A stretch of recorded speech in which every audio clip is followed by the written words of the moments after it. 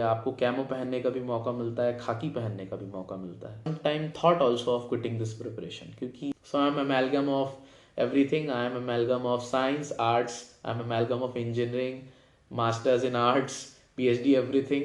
Job experience भी है। Allegation लगाया गया कि आप हमेशा रिसोर्सेज वेस्ट करते हैं कंट्री के। पहले आपने दिल्ली यूनिवर्सिटी में एडमिशन लिया, उसके बाद आप इंजीनियरिंग में चले गए सीट छोड़ के, उसके बाद आपने जॉब की भी आपने रिज़ाइन कर दिया। अब आप मास्टर्स और पीएचडी कर रहे हैं, उससे भी आप क्या नेशन को बेनिफिट करेंगे। Self evaluation is important. Clear is part of life, ये हमको एक्सेप्ट करना पड़ेगा। जय हिंद एवरीवन, आई होप आप सभी अच्छे होंगे। मेरा नाम है प्रतीक वर्मा और मैं लखनऊ उत्तर प्रदेश से बिलोंग करता हूँ। मैंने इस बार UPSC CAPF assistant commandant exam में 61st रैंक हासिल की है। आप सभी के बीच मैं इसलिए आज समक्ष मौजूद हूँ ताकि मैं अपने लाइफ के कुछ लर्निंग्स, कुछ एक्सपीरियंसेस आपसे शेयर कर सकूँ और दिल से दिल की बात कह सकूँ। तो आइए पहले मैं अपने कुछ अर्ली लाइफ के बारे में आपको बताता हूँ। मेरा जन्म उत्तर प्रदेश लखनऊ में ही हुआ, जैसे कि मैंने बताया है, और मैं अपने माता पिता का अकेला पुत्र हूँ और अकेला चाइल्ड हूँ। इसके अलावा मेरे फादर पहले बिजनेस करते थे, बट ड्यूरिंग कोविड काफ़ी बिजनेस में लॉस हुआ, उसके वजह से घर पे काफ़ी फाइनेंशियल इश्यूज भी आए। मेरी मदर अभी यूपी पुलिस में रेडियो सब इंस्पेक्टर के पद पे काम कर रही हैं।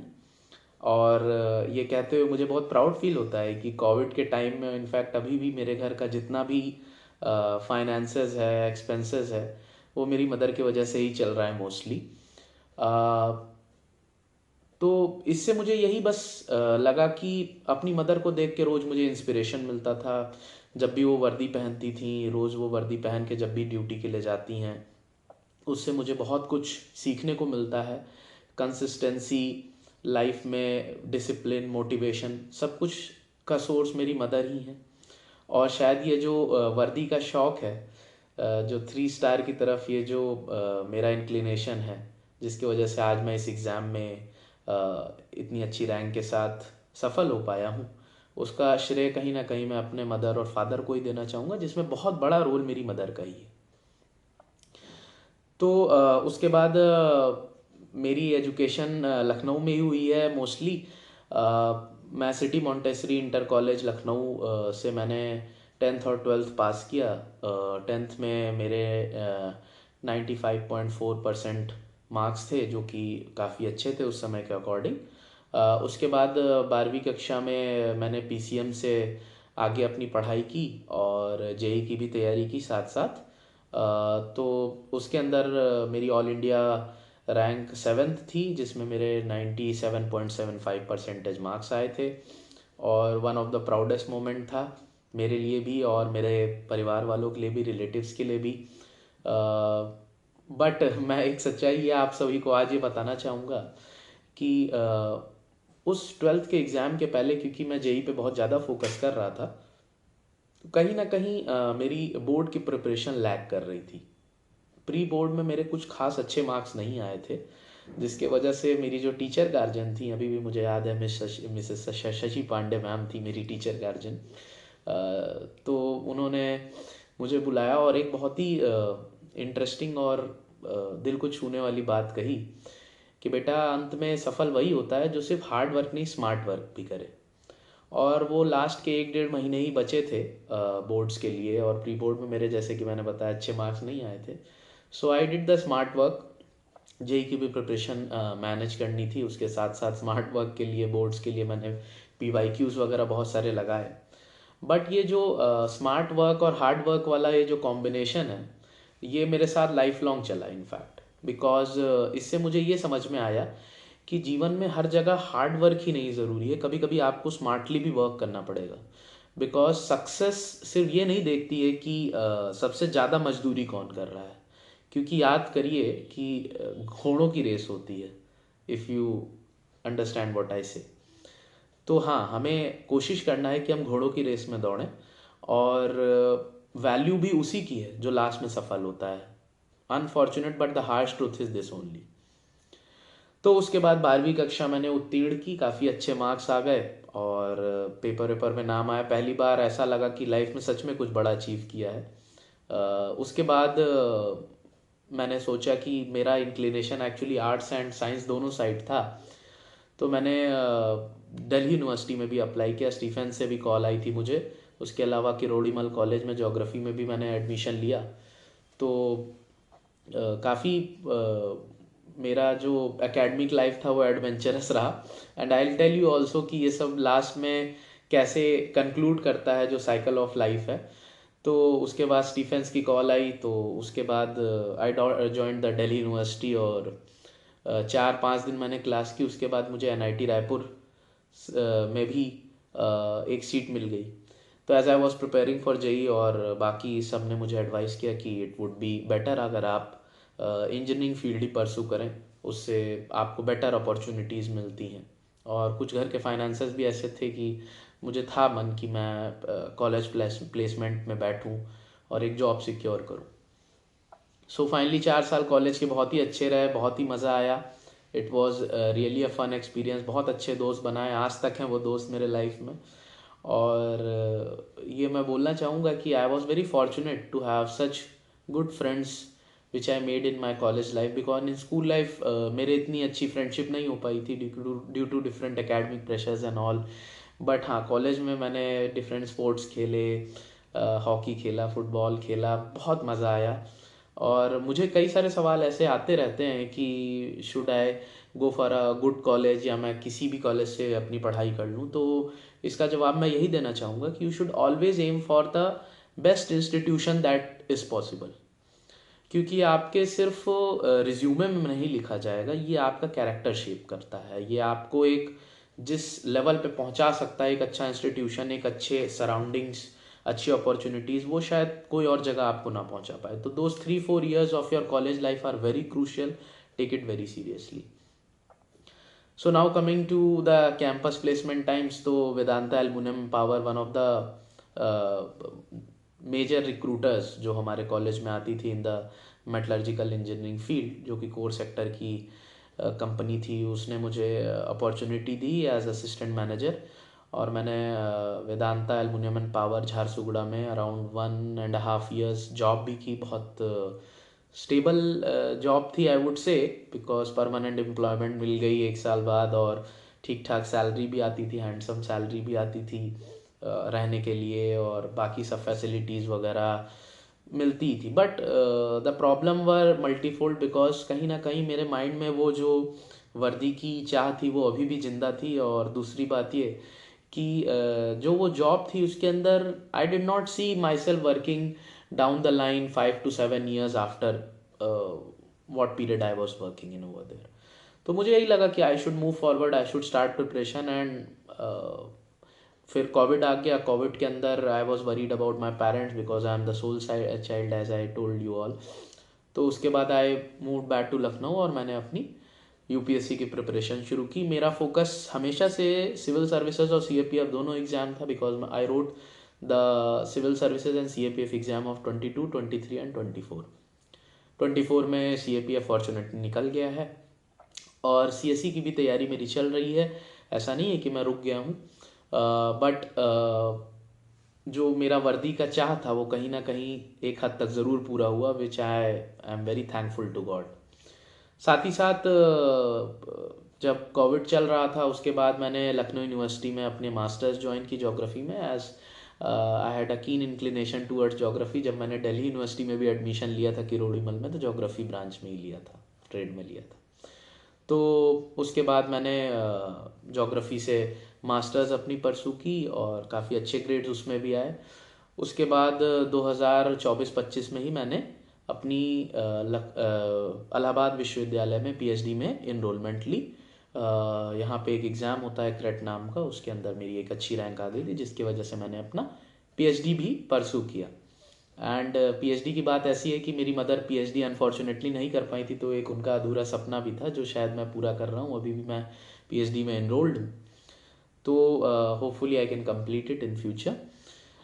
Now coming to the challenges and struggles and the problems face during this period. तो देखिए, प्रॉब्लम्स और चैलेंजेस तो आएंगे। जब मैं दिल्ली में पढ़ता था पटेल नगर में एक रूम लेके करोल बाग के पास, तो आपको भी पता है कि दिल्ली में माचिस की डिबिया जैसे कमरे रहते हैं। टॉप फ्लोर पे कमरा था, थर्ड या फोर्थ फ्लोर पे कमरा था, और ठंड में वो इतना ठंडा हो जाता था बिकॉज उसके अंदर पेंट नहीं था, अंदर टाइल्स लगी हुई थी। तो ठंड में वो इतना फ्रीज़र जैसा ठंडा हो जाता था और गर्मियों में भट्टी जैसा तपने लगता था। तो यस, चैलेंजेस हमेशा रहेंगे।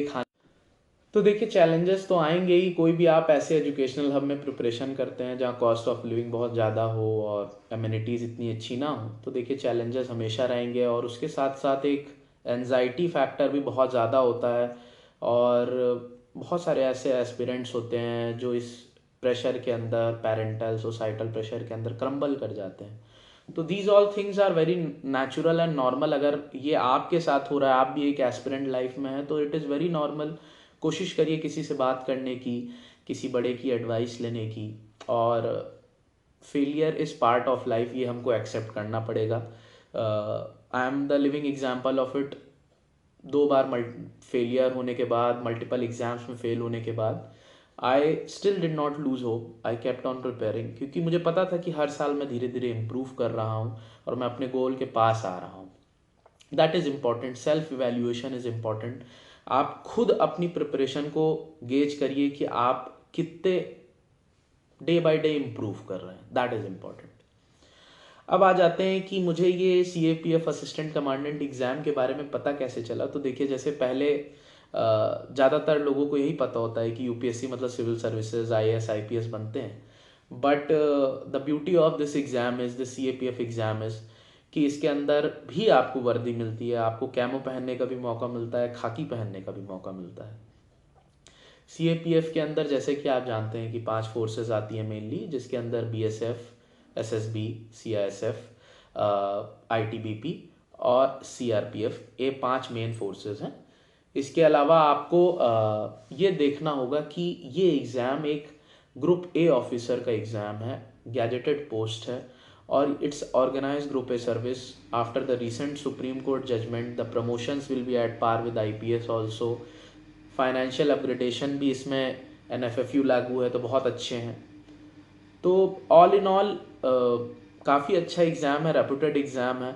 और इसके अंदर जो आपको बेनिफिट्स मिल रहे हैं पर्सनल लेवल पे, प्रोफेशनल लेवल पे, अपॉर्चुनिटीज़ मिल रही हैं। NSG में सर्व करने का मौका मिल सकता है, NIA में जा सकते हैं आप, डेपुटेशन सर्व कर सकते हैं, UN मिशंस में डेपुटेशन सर्व कर सकते हैं। तो the opportunities are multitude. So initially I only knew about civil services, but one of my college seniors became assistant commandant. उन्होंने मुझे इस एग्ज़ाम के बारे में बताया, इसके पर्क्स के बारे में बताया। और जैसा कि आपको पता ही है कि it's a service at the end of the day. तो कई सारे चैलेंजेस हैं इस फोर्स में भी। जब आप असिस्टेंट कमांडेंट बनते हैं, Day 1 से आपको अराउंड 130 प्लस की नफरी को कमांड करने की अपॉर्चुनिटी मिलती है, बड़े बड़े इंस्टॉलेशंस प्रोटेक्ट करने की जिम्मेदारी मिलती है, बॉर्डर सिक्योरिटी के काम हो सकते हैं, एंटी नक्सल ऑपरेशन हो सकते हैं। So the challenges are multitude, but depend करता है कि आपको कैसी लाइफ पसंद है। अगर आपको एडवेंचरस लाइफ पसंद है, you don't want to be stuck to that chair and table और अपने लैपटॉप पे, आपको कुछ नया डिफरेंट ट्राई करना है लाइफ में, तो this is a brilliant opportunity which you can avail. इसका भी एग्ज़ाम UPSC कंडक्ट करवाता है, और इसके अंदर 3 स्टेजेस हैं मेनली। पहले रिटन स्टेज होती है, जिसमें paper 1 is a objective paper and paper 2 is a subjective paper. Then comes your physical round, जिसके अंदर आपको कुछ पैरामीटर्स होते हैं जिसके फिजिकल आपको देने रहते हैं। जैसे 800 मीटर की रन होती है, 100 मीटर की डैश होती है, लॉन्ग जंप होता है, शॉर्ट पुट होता है। उसके अलावा फिर UPSC भवन में आपका इंटरव्यू होता है और मेडिकल्स होते हैं। तो काफ़ी कुछ पैटर्न सिलेबस सिविल सर्विसेज से सिमिलर था, इसलिए मैंने इस एग्ज़ाम की भी प्रिपरेशन की। हाँ, मैंने कभी फुल फ्लेश प्रिपरेशन नहीं की इस एग्ज़ाम की, बट हाँ, I use to keep on solving the previous year questions which use to come in CAPF और UPSC के दूसरे एग्ज़ाम्स में। उसके अलावा I use to keep looking कि हाँ, सिलेबस में क्या ऐसे पॉइंट्स हैं जो अलग हैं, जैसे आपको जनरल साइंस थोड़ी ज़्यादा पढ़नी पड़ सकती है, केमिस्ट्री वगैरह आपको CAPF के एग्ज़ाम में एक्स्ट्रा पढ़ना पड़ सकता है because it is less task in CSE। तो ये आपको खुद वर्कआउट करना है। स्ट्रैटेजी पे आ जाते हैं अब कि मेरी प्रिपरेशन स्ट्रैटेजी क्या थी। तो देखिए, ऑब्जेक्टिव क्वेश्चंस जो कि पेपर 1 होता है उसके अंदर आपको पहले पेपर 1 का कट ऑफ क्लियर करना है, तभी आपका पेपर 2 जो कि सब्जेक्टिव पेपर है वो चेक होता है। तो सीधी बात यह है, पहले 2 अटेम्प्ट में तो मेरा पेपर 1 ही क्लियर नहीं हो रहा था because I am not that good at solving objective questions. मैं थोड़ा कंफ्यूज हो जाता हूँ। My target this time was कि मैं जितने UPSC के पेपर्स हो रहे हैं, चाहे वो जियो साइंटिस्ट का हो, CDS का हो, CAPF का हो, CSE का हो, EPFO का हो, सारे पेपर मैं सॉल्व करके जाऊं और कोशिश ये करूं कि सबको ऑप्शन सारे एनालाइज करूं, अपने शॉर्ट नोट्स वहीं पे बनाऊं। इस तरह से मैंने प्रीवियस 10 से 12 ईयर्स के पेपर सारे UPSC के एग्ज़ाम्स के सॉल्व किए, उसके शॉर्ट नोट्स बनाए वहीं पे और उसको रिवाइज किया मल्टीपल टाइम्स। उसके अलावा पेपर 1 के लिए मैंने क्या क्या रिसोर्सेज फॉलो किए, तो मैं जैसे सब्जेक्ट वाइज आऊँ तो हिस्ट्री के लिए मैंने जो स्टैंडर्ड बुक्स हैं उसके अलावा प्रतीक नायक सर जो कि अनअकैडमी पे पढ़ाते हैं, उनके लेक्चर्स यूट्यूब पे अवेलेबल हैं, आप वो रिफ़र कर सकते हैं। उसके अलावा एंशंट हिस्ट्री के लिए और आर्ट एंड कल्चर के लिए मैंने राहुल सेंगर सर जो नेक्स्ट IAS में है, उनके एक नोट्स आते हैं, वो आप उनके टेलीग्राम पेज से डायरेक्टली एक्सेस कर सकते हैं। These are notes which are totally content driven, जिसमें सिर्फ फैक्ट्स एंड इम्पॉर्टेंट पॉइंटर्स हैं, तो उसको आपको मगअप ही करना है और कोई रास्ता नहीं है। कुछ लोग नितिन सिंघानिया वगैरह भी रिफ़र करते हैं, but personally I found that book to be very बल्कि for an art and culture. उसके अलावा मॉडर्न के लिए स्पेक्ट्रम, जो कि बड़े ही कॉमन रिसोर्स है, जो I think so one should follow. Now coming to the geography part, geography के अंदर मैंने सुदर्शन गुर्जर सर के लेक्चर्स जो भी यूट्यूब पे अवेलेबल थे, जैसे मैपिंग वगैरह की उनकी सीरीज़ है, वो फॉलो की। उसके अलावा NCERTs की। उसके अलावा तो मेरा ऑप्शनल ही जोग्राफी है, तो मैंने जोग्राफी के लिए बस इतना ही किया था because I got help from my optionals also. और मैंने फिर MA वगैरह भी की, तो उसमें मेरा धीरे धीरे रिवीजन होता गया। Next comes internal security. तो इंटरनल सिक्योरिटी के लिए आपको जो भी सबसे पतली बुक मिले आप वो पढ़ लीजिए, सबसे अच्छा आपके लिए वही रहेगा। इसके अलावा आप चैलेंजेस टू इंटरनल सिक्योरिटी की एक बुक आती है, शायद टाटा मैग्रो हिल पब्लिकेशन की, वो आप रेफ़र कर सकते हैं। Now coming to economics. तो इकोनॉमिक्स में मैंने तुषांत यादव सर के जो नोट्स हैं वो रेफ़र किए थे।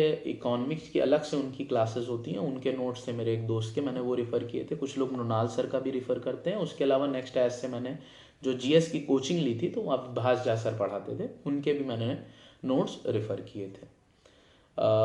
उसके अलावा मैं साइंस टेक के लिए बताना चाहूँगा कि अयाज खान सर बहुत अच्छे फैकल्टी हैं, आप वो नोट्स रेफ़र कर सकते हैं। उसके अलावा जो PT 365 आती है एनुअल कंपाइलेशन विजन की, उसको भी आप एक बार पढ़ के जाइए, वो काफ़ी हेल्पफुल होती है। Now coming to the next subject, if I am missing I guess polity. तो पॉलिटी में अतीश माथुर सर से फॉलो किया था। उसके बाद सिद्धार्थ अरोड़ा सर के भी वीडियोज़ हैं, आप देख सकते हैं। बाकी Laxmikanth, the Bible of polity, everyone refers to it, so you can also do that. I think so major subjects मैंने कवर कर लिए हैं। कुछ रह गया हो तो आप ज़रूर मुझसे डायरेक्टली कनेक्ट भी कर सकते हैं ऑन सोशल मीडिया। उसके अलावा अभी हम लोग का एक इनिशिएटिव है फ्री ऑफ कॉस्ट, जिसमें टॉपर्स ही गाइड करते हैं, जिसका नाम है यूनिफॉर्म कॉलिंग CAPF। ये टेलीग्राम पे हम लोग एक कम्युनिटी बनाए हैं, around 5000 people on Telegram are there join with us, और हम अपनी स्ट्रैटेजी शेयर करते हैं, रिसोर्सेज शेयर करते हैं, and it's a completely free of cost initiative. तो this is our way of giving back to the community. और let me be very clear कि उसमें आप सिर्फ अपने एकेडमिक डाउट्स नहीं, अपने पर्सनल इश्यूज भी शेयर कर सकते हैं। I receive multiple messages, bulk में मैसेजेस आते हैं, किसी की कुछ फाइनेंशियल इशू है, पर्सनल इशू है, वो मुझसे शेयर कर सकता है। We have also prevented multiple cases of suicide, which we are very grateful to God that those people at least thought of contacting us. ये हम लोग के लिए बहुत किस्मत की बात है कि उन्होंने हमें इस लायक समझा। तो आप इस तरह से हमसे कनेक्ट कर सकते हैं। उसके अलावा इंस्टाग्राम पे भी मैं एक्टिव रहता हूँ, कोशिश करता हूँ ज़्यादा से ज़्यादा क्वेरी के रिप्लाई करने की। My handle is AC_Pratik Verma. Now coming to the turning point of my success. तो टर्निंग पॉइंट में बस यही बोलूँगा कि जब 2023 में मैं सफल नहीं हो पाया था, मेरा कट ऑफ से शायद 2 या 2.5 नंबर कम रह गया था, तो I some time thought also of quitting this preparation, क्योंकि जब आपको सक्सेस नहीं मिलती है तो आप सेल्फ डाउट में चले जाते हैं। बट फॉर्चुनेटली मेरे एक बहुत ही अच्छे मित्र हैं सुयश त्रिपाठी जी, वो इलाहाबाद से बाकायदा प्रयागराज से बस पकड़ के आए मुझसे मिलने और मुझे मोटिवेट किया। उसके अलावा मेरे अंकल हैं, मामा हैं, जो he is also one of my mentors. उन्होंने भी मुझे बहुत सपोर्ट किया, बहुत मोटिवेट किया कि it's just about one question at the end of the day. एक सवाल आप सही कर लेते तो शायद आप लाइन के उस पार होते। तो कभी कभी सक्सेस आपसे बहुत पास होती है, इट्स जस्ट अबाउट कि आप राइट कंपनी में रहें, राइट गाइडेंस में रहें। And this is what matters the most, कि आप पॉजिटिव पीपल के अराउंड हैं या नेगेटिव पीपल के अराउंड हैं। एंड आई वॉज फॉर्चुनेट कि मैं पॉजिटिव पीपल के अराउंड था। ऐसे लोग मुझसे जुड़े हुए हैं जो हमेशा मुझे मोटिवेट करते हैं। इनफैक्ट जब मैं खुद भी हार मान जाता हूँ तो भी वो मेरे साथ लगे रहते हैं। आई थिंक सो मोटिवेशन की जहाँ तक बात है, मुझे ऐसा बोला गया है कि मोटिवेशन पे भी कुछ बोला जाए, but I would just like to say one thing कि motivation is one such thing which is innate, जो अंदर से आती है। अगर आप कोई वीडियो देखते हैं, थोड़ी देर के लिए हो सकता है आप मोटिवेट हो जाएं, कोई रील देखते हैं, कोई शॉर्ट देखते हैं, it is a short lived motivation. But the real motivation is कि आप खुद कितने अंदर से उस गोल के लिए ड्रिवन है। One such technique to gain that drive is कि आप अपने पेरेंट्स की, अपने घर वालों की एक छोटी सी फ़ोटो अपने स्टडी टेबल पे लगाइए। मैंने तो ये किया था कि मैंने दीवार पे ही, जो मेरे हॉस्टल की थी, रूम की थी, उस पर लिख दिया था कि मैं एक दिन सक्सेसफुल होके इस एग्ज़ाम को क्रैक करूँगा। And I wrote a quote also if I remember कि make your success make the noise, you should not make the noise, ऐसा करके कुछ कोट भी लिखा था। I don't remember it correctly, but all these things you can do to like motivate yourself. ऐसा नहीं है कि कोई अलग से आपको पेप टॉक दे देगा तो आप मोटिवेट हो जाएंगे, that will be temporary only. फिर उसके बाद बस यही मैं बोलना चाहूँगा कि ये जो जर्नी रही है मेरी, इट इज़ कंटिन्यूइंग। ऐसा नहीं है कि this is the end. Life में देश को सर्व करने की अपॉर्चुनिटी चाहिए थी, जो कि मुझे मिली है। I am very thankful to God, I am thankful to my parents and everyone who supported me in this journey. आप सभी से बस एक छोटी सी यही रिक्वेस्ट है कि कोशिश यही करिए कि कभी भी छोटे छोटे फेलियर्स से अपने आप को जज मत करिए कि मैं तो शायद इसके लिए बना ही नहीं हूँ। हाँ, मुझे पता है कि आज सक्सेसफुल होने के बाद जब मैं कैमरे के इस साइड बैठा हुआ तो ये बोलना बहुत आसान है, but let me be very straight forward कि मैं जब उस साइड भी था, सक्सेस के लाइन के उस साइड भी था, तब भी मैं हमेशा अपने आप को वन ऑफ द बेस्ट ही मानता था, ऐसा नहीं है। But I always use to think कि हाँ, किस्मत थोड़ी मेरे जब भी साथ होगी तो वो एक सवाल जो मेरा गलत हुआ है वो जिस दिन भी सही हो गया, I will make that attempt count. Interview में भी जैसे कि मैंने बोला था स्टार्टिंग में, दैट आई शो यू कि कैसे वो सर्कल पूरा होता है। तो इंटरव्यू में भी यूपीएससी भवन में मुझसे एक सवाल पूछा गया, इनफैक्ट मेरे ऊपर ऐसा एक एलिगेशन लगाया गया कि आप हमेशा रिसोर्सेज वेस्ट करते हैं कंट्री के। पहले आपने पहले आपने दिल्ली यूनिवर्सिटी में एडमिशन लिया, उसके बाद आप इंजीनियरिंग में चले गए सीट छोड़ के, उसके बाद आपने जॉब की भी आपने रिज़ाइन कर दिया। अब आप मास्टर्स और पीएचडी कर रहे हैं, उससे भी आप क्या नेशन को बेनिफिट करेंगे।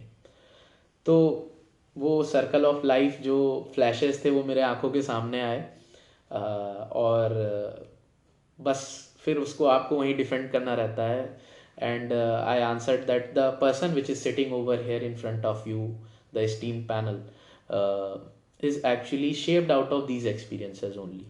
मेरे लाइफ में मैंने जो भी चीज़ क्विट की है उसको मैंने एक्सपीरियंस किया है। पहले मैंने कोशिश किया है कि मैं उसको जांचूं परखूं, उसके बाद जो भी उससे मेरी लर्निंग्स हैं उसको मैंने अपने लाइफ में इम्बाइब किया है, तभी आज मैं जो यहाँ पे बैठा हूँ वैसा पर्सन हूँ, पर्सनैलिटी मेरी उसी तरह से शेप हुई है. So I am amalgam of everything. I am amalgam of science, arts, I am amalgam of engineering, masters in arts, PhD, everything. Job experience भी है. तो लाइफ में एक्सपीरियंसेस पे ध्यान दीजिए, कोशिश करिए to learn every day something new. कोशिश करिए नए स्किल्स डेवलप करिए. आपको कोडिंग पसंद है वो करिए. किसी भी तरह से आप नेशनल सर्विस कर सकते हैं, ज़रूरी नहीं कि आप यूनिफॉर्म में ही सर्व करें. Anything that intrigues you, that challenges you, आप उसको कर सकते हैं. Anyone who is doing his duty, his part of work in the society is doing service to the nation only. और आई थिंक सो बोर्ड को मेरी ये बात अच्छी लगी, मे बी मेरी पर्सनालिटी अच्छी लगी, मेरे आंसर्स अच्छे लगे. So I received very good marks in interview, one of the highest marks in my board. तो आई थिंक सो कि जो मैं कन्वे करना चाहता था उससे बोर्ड ने रिआइटरेट किया. और बहुत अच्छा एक्सपीरियंस होता है आपको यूपीएससी भवन में जाने का जब मौका मिलता है. अगर आप एस्पिरेंट हैं, आपके लिए बस लास्ट में मेरा एक यही मैसेज है कि आप निरंतर मेहनत करते रहिए. और एक ईश्वर है जो सब कुछ देखता है. हर चीज़ का हिसाब इसी जन्म में होता है.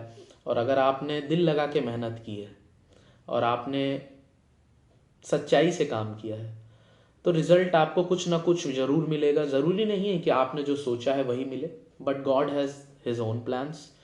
आपको फ्यूचर में ये जब पीछे मुड़ के देखेंगे तो ज़रूर लगेगा कि मैंने मेहनत की थी तो उसका रिजल्ट मुझे ज़रूर मिला. हाँ, हो सकता है कुछ डिफरेंट वे में मिला हो, but this experience always stage with you. You become a better person, you become a better personality, and in the long run you become asset to the nation. On this note, thank you very much. बहुत अच्छा लगा आप सभी से बात करके, and thank you for providing me this platform to share my experiences, share my strategy and some words of wisdom. I hope it will be helpful for you all, and stay connected with me on Telegram or Instagram. I'll be more than happy to help you all. Thank you very much. Jai Hind.